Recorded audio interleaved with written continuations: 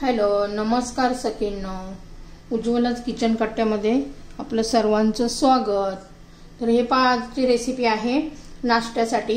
1 वाटी मी गव्हाचं पीठ घेतलेलं आहे. पहा,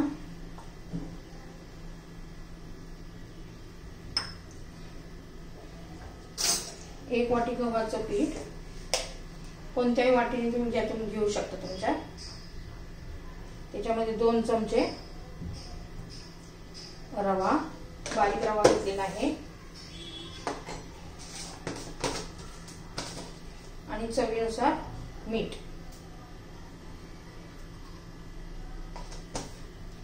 आता यामध्ये ना आपण 1 वाटी प्रथम पाणी घालूया. थोडं थोडं करून घालायचं आपल्याला.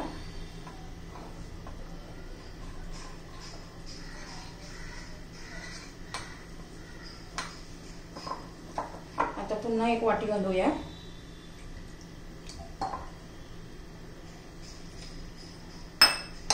छान असं मिक्स करून घेऊ. अजिबात त्यात गुठळा राहता कामा नये.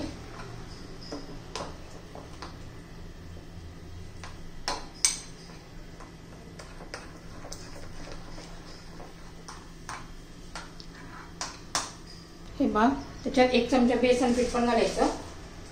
आपण याचा डोसे बनवणार आहोत टेस्टी असे. त्या बेसन पिठाने ना छान अशी चव पण येते, खमंगपणा येतो. व्यवस्थित मिक्स करून घेऊया. आता हे ना 5 ते 6 मिनिट आपण असंच ठेवून देऊया. म्हणजे काय होते, रवा आहे ना तो जरा फुलून येईल. हे पाय घट्ट आहे ना, नंतर आपण पुन्हा लागेल तसं पाणी घालूया.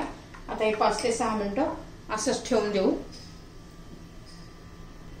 हे पहा, आपलं ते बॅटर भिजेपर्यंत 5-6 मिनिटं, तोपर्यंत आपण हे ना 2-3 लसूण पाकळ्या किसून घेऊया. खूप छान टेस्ट येते आपल्या डोश्याला लसूण आल्याने. तुमच्याकडे गाजर असेल तर गाजर पण घालू शकता त्याच्यामध्ये. हे बघा, 3 लसूण पाकळ्या घेतलेल्या आहेत. थोडंसं आल्याचा तुकडा घेतलेला आहे. तुमच्या चवीनुसार तुम्ही आलं पण घालू शकता.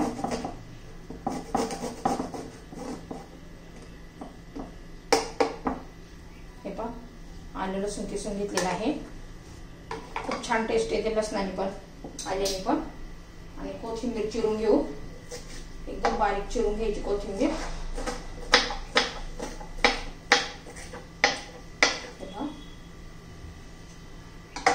आता 5 ते 6 मिनिटं झालेले आहेत.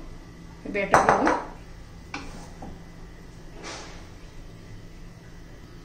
हे पहा, ह्या पद्धतीने झालेला आहे. तोपर्यंत तवा गरम करण्यासाठी ठेवते. आपण याच्यात अजिबात सोडा इनो काहीच घालणार नाही हवं. तरी पण एकदम कुरकुरीत असा डोसा होतो. हे घालणार आलं लसूण पेस्ट किसून घेतले मी. आलं लसूण, ते कोथिंबीर व्यवस्थित मिक्स करून घेऊ.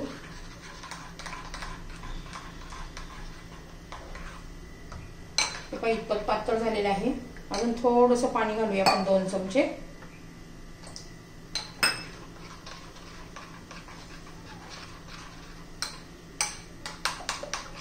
चांगलं असं फेटून घ्यायचं, म्हणजे हलकं फुलकं होतं. हे पहा, मी 1 मिनिटभर चांगलं फेटून घेतलेलं आहे. आता तवा गरम झालाय का पाहूया. हे पहा, तवा आपला गरम झालेला आहे. त्याच्यामध्ये आता जिरं घालूया 1 चमचा. व्यवस्थित मोठ्या चमच्याने हलवून घेऊ. हे पहा, इतपत पातळ झालेलं आहे. एकदम हेल्दी असा आपला हा नाश्ता तयार होणार आहे आणि पटकन होतो. याच्यात आपण दही वगैरे काही घातलेलं नाहीये. तवा गरम झालाय. आता करायच्या वेळेस आहे ना, लिंबू पिळायचं. एखादा चमचाभर लिंबाचा रस घालायचा. याने पण खूप छान अशी टेस्ट येते.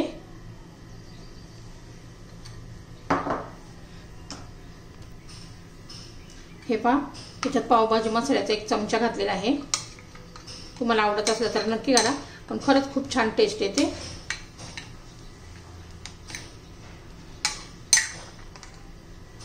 व्यवस्थित मिक्स करून झालेलं आहे आपलं.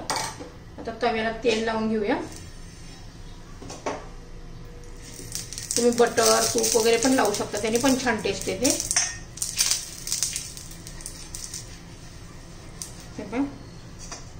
त्यानंतर थोडं पाणी शिपडायचं। हा माझा लोखंडी तवा आहे।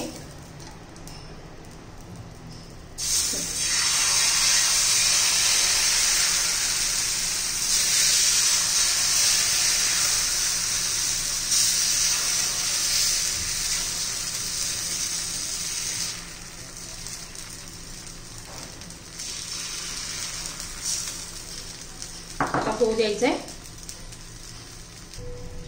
हे पहा असं सुकू द्यायचं आहे वरून चांगला, म्हणजे पटकन निघतोय का साईडने काढा पण निघायला लागला तेव्हा सहज होतो, काही प्रॉब्लेम नाही। हे बघा हे पहा दोन्ही बाजून छान असा भाजलेला आहे।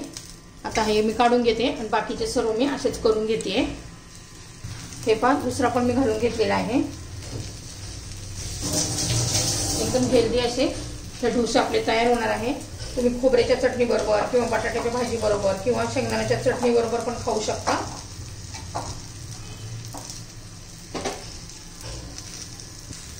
हे पहा आपले डोसे आता तयार करून झालेले आहेत, खमंग कुरकुरीत असे।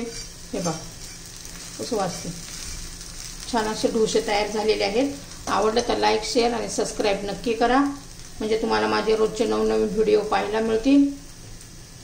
एकदम हेल्दी असा आपला हा नाश्ता तयार होतो। किती कुरकुरीत असे वाटतात पहा। आपली रेसिपी तयार।